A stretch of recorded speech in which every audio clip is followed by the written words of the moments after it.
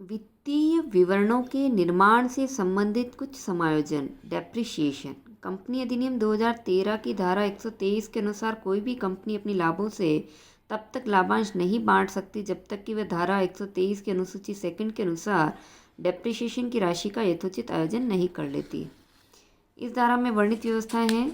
धारा 123 की अनुसूची 2 में वर्णित सीमा तक कंपनी को प्रत्येक डेप्रिशिएबल असेट के लिए इतनी राशि के बराबर आयोजन जो संपत्ति की मूल लागत के कम से कम 95% भाग में उस संपत्ति के आर्थिक जीवनकाल का भाग देने से प्राप्त हो, या केंद्रीय सरकार द्वारा स्वीकृत आधार से निर्धारित राशि का आयोजन जिसे संपत्ति के मूल लागत का कम से कम 95% भाग उसके आर्थिक जीवनकाल में अपलिखित हो जाए। अमूर्त संपत्तियों के संबंध में संबंधित लेखा मानकों के प्रावधान माने जाएंगे। अनुसूची 2 में विभिन्न मूर्त संपत्तियों के उपयोगी जीवनकाल दिए हुए हैं। अवशिष्ट या बकाया डेप्रिसिएशन।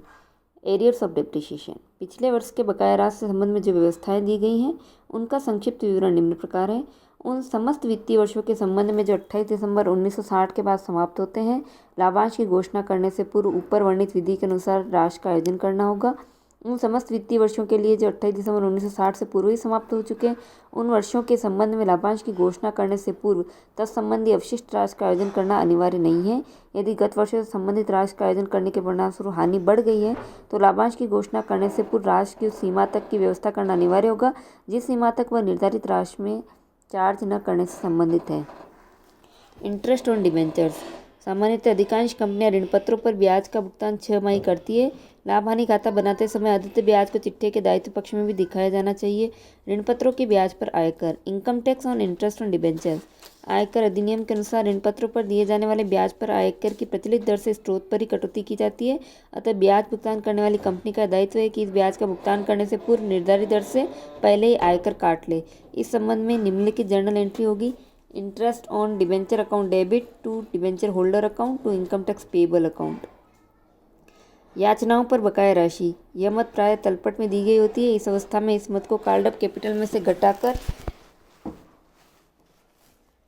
दिखाया जाता है, किंतु जब तक यह मत समायोजन में दी गई हो तो निश्चित है कि तलपट में दिखाई गई पूंजी चुकता पूंजी है। ऐसी अवस्था में इस मद राशि को चिट्ठे में एक बार चुकता पूंजी में जोड़कर फिर घटाकर समायोजन किया जाएगा। Dividend received. कंपनी के लिए आय की मद तथा इसे लाभ हानि खाते में जमा पक्ष में दिखाया जाएगा, किंतु ऐसा करने से पूर्व ध्यान रखना चाहिए कि इस राशि को पहले ग्रॉस अप बना लिया जाए, क्योंकि लाभांश देने वाली कंपनी ने इस पर कर की राशि पहले ही काट ली होगी। सकल बनाने के लिए net dividend into 100/100 minus TDS। करों का समायोजन। कंपनी के करों के संबंध में प्राय निम्नलिखित शब्दावलियों का प्रयोग किया जाता है। स्रोत पर काटा गया कर, tax deducted at source TDS। करों का अग्रिम भुगतान, advance payment of tax. Company आयकर, कॉर्पोरेट इनकम टैक्स। करों के लिए आयोजन, प्रोविजन फॉर टैक्स। स्रोत पर काटा गया कर TDS।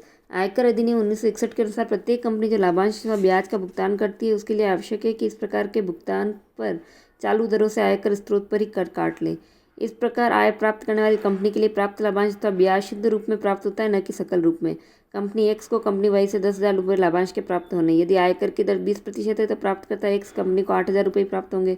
2,000 रुपये लाभांश चुकाने वाली कंपनी करों के रूप में काट ली होगी। X कंपनी की पुस्तक में जर्नल एंट्री होगी।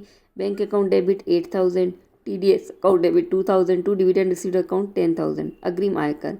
आयकर अधिनियम के अनुसार किसी कंपनी की आय निश्चित सीमा से अधिक होने पर स्वयं का निर्धारण यदि दायित्व है तो निर्धारित तिथियों को कंपनी को कर का अग्रिम भुगतान करना होता है। अग्रिम भुगतान करने पर निम्न प्रविष्टि की जाती है। Advance payment of tax account debit to bank account.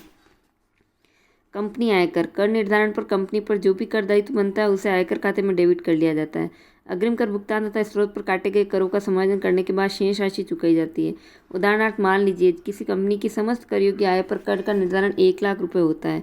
Company ने अब तक अग्रिम करों के रूप में 45,000 रुपये चुकाए तथा कंपनी की विभिन्न आयों पर 25,000 रुपये का कर स्रोत पर काटा जा चुका है। ऐसी अवस्था में जनरल प्रविष्टि होगी। Income tax account debit 1,00,000 to advance payment of tax account 45,000 to tax deducted at source account 25,000 to bank account 30,000।